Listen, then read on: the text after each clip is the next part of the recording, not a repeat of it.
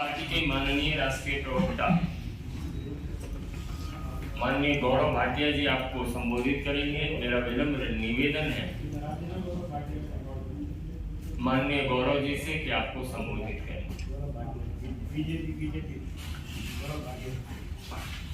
आदरणीय संजय मयूख जी, बहुत बहुत धन्यवाद। सारे पत्रकार बंधुओं को हमारा नमस्कार। ये प्रेस वार्ता जो है, जैसा सभी न्यूज चैनल्स पे चल रहा है, भारत में सबसे बड़ा कट्टर बेईमान पापी आपका कन्वीनर अरविंद केजरीवाल कांप रहा है थर-थर। सर्दी में निकल रहे हैं पसीने, अंदर से हुआ है बहुत उसमें डर। और क्यों? कारण यह है कि ईडी ने चौथा समन भेजा अरविंद केजरीवाल को और उनसे पूछताछ करना चाहिए। ये तो न्याय संगत है, कानून संगत है। लेकिन अरविंद केजरीवाल, ऐसा क्या हुआ कि सर्दी में आपके पसीने छूट रहे हैं,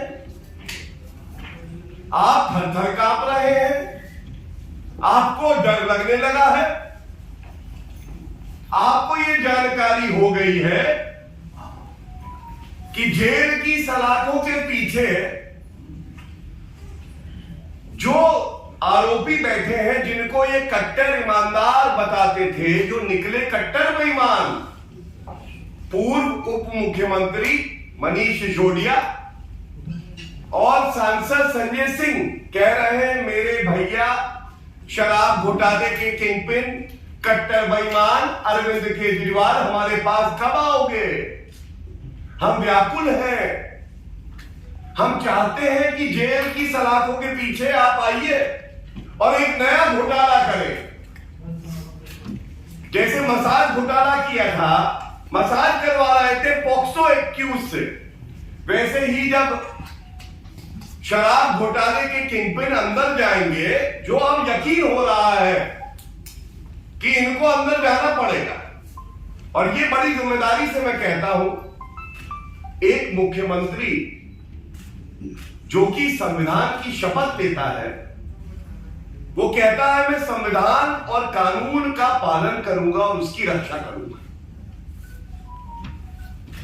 पहला समन, विधानसभा चुनाव है इसलिए नहीं जा पाऊंगा जी। दूसरा समन, विपासना करनी है मुझे, मैं इसलिए नहीं जाऊंगा।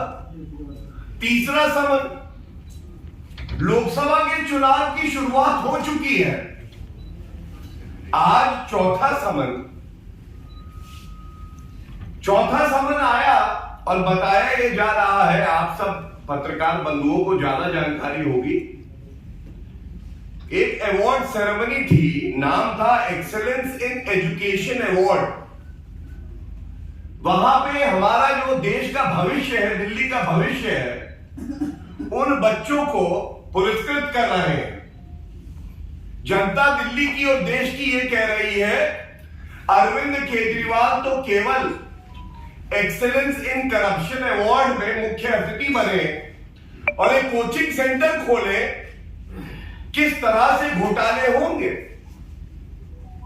टॉयलेट को क्लासरूम बता दूंगा मैं, दिल्ली के लिए बस खरीदूंगा, उसमें मैं घोटाला कर दूंगा। मैं कसम खाता हूं, मैं बड़ा बंगला नहीं लूंगा, उसके बाद शीश महल अपना बनाऊंगा, घोटाला कर दूंगा। और अब शराब घोटाले के किंगपिन हो, लेकिन इतनी हिम्मत नहीं पड़ रही कि जाके ईडी के प्रश्नों का सामना कर सको। कुछ प्रमुख बातें इस प्रेस वार्ता में आपके समक्ष रख दूं। सबसे पहले, एक कहावत है कि उल्टा चोर कोतवाल को डाके। तो आज ये कहना गलत नहीं होगा, शराब घोटाले के किंगपिन ईडी को बता रहे हैं कि तुम अपना समन वापस लो। साथ में वो ईडी से सवाल पूछ रहे हैं। आजाद भारत के इतिहास में ऐसा नहीं हुआ है कि कोई व्यक्ति जांच एजेंसी समन देके बुलाए और वो जांच एजेंसी से कहे ये बताओ समन वापस लोगे या नहीं। अराजकता का पर्याय कोई है जिसके डीएनए में अराजकता है, कानून को तोड़ना है, भ्रष्टाचार है, लूट खसोट है, कमीशन खोरी है, चोरी है, तो वो अरविंद केजरीवाल। और दूसरा बड़ा सवाल जो आपके माध्यम से मैं चाहूंगा कि अरविंद केजरीवाल जहां पे भी जो उनके शराब कारोबारी घोटालेबाजों के साथ बैठ के ये प्रेस वार्ता देख रहे हैं, बताएं पहला समन आया 2 नवंबर 2023 को आपको जांच एजेंसी के सामने जाना था। करीब करीब 2.5 महीने का समय बीत चुका है। ये जो लंबे लंबे पत्र आप जांच एजेंसी को लिखते हैं उसकी बजाय आप कोर्ट क्यों नहीं जाते? आप क्यों नहीं कोर्ट जाके सारे साक्ष्य दलील अपनी रख दें? और मैं पुनः कहूंगा दूध का दूध और शराब की शराब हो जाने दीजिए। लेकिन अब ये यकीन हो गया है कि अरविंद केजरीवाल जानते हैं कि उन्होंने ये जो घोटाला किया है हजारों करोड़ रुपए का, जैसे 10.5 महीने से मनीष सिसोदिया को बेल नहीं मिली है, संजय सिंह 3.5 महीने से बेल नहीं पाए, अंदर है, तो अरविंद केजरीवाल भी जान गए हैं कि उनका भविष्य जो है वो अंधकार में है, जनता को जवाब देना पड़ेगा। और बिल्कुल स्पष्टता से ये बात कह दे, अरविंद केजरीवाल कट्टर बेईमान पापी आपके कन्वीनर, सुन लो, कानून से ऊपर तुम हो नहीं। और जैसे किसी भी व्यक्ति को चलने के लिए जमीन पर कदम रखने ही पड़ते हैं, इसी तरह से ये बात जान लो, जो भी मुजरिम हो, जो भी व्यक्ति हो जिसको समन दिया है, वो कुछ समय कानून से भाग तो सकता है पर बच नहीं सकता है। बचने वाले नहीं हो आप अरविंद केजरीवाल। ये जो सरकार है ये आज पर्याय है ईमानदारी की।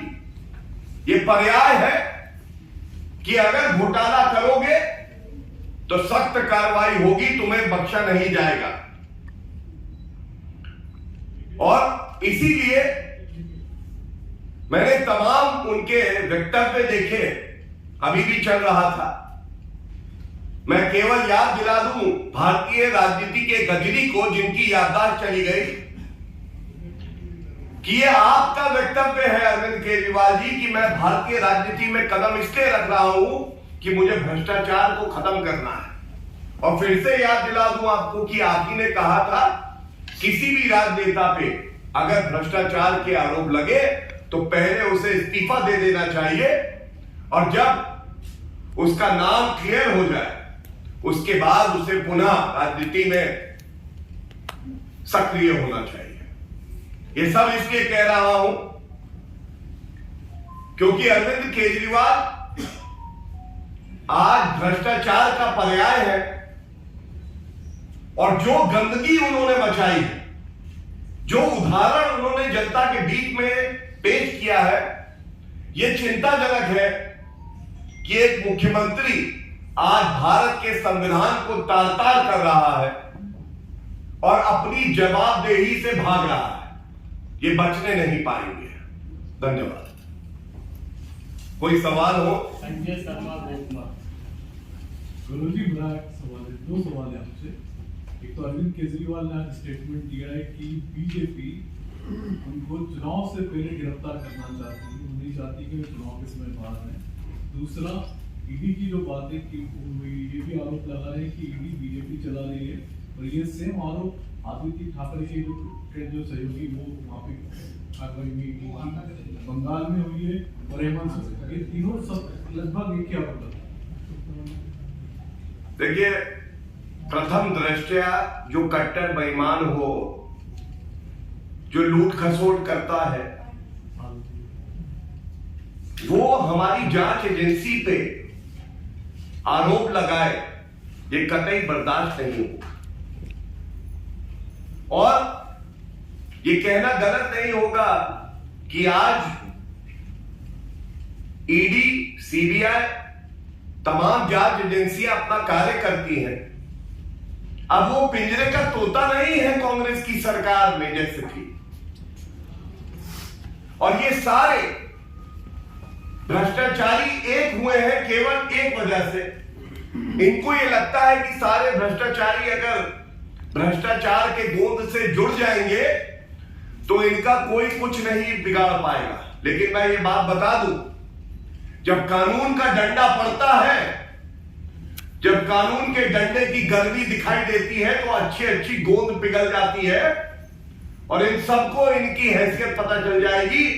ये सारे, कहावत है ना, चोर मौसेरे भाई, वैसे ही ये सारे जितने इंडी अलायंस घमंडिया के घटक दल हैं, इन्होंने देश को लूटा है। और अब समय आ गया है कि आप जवाब दो जांच एजेंसियों को।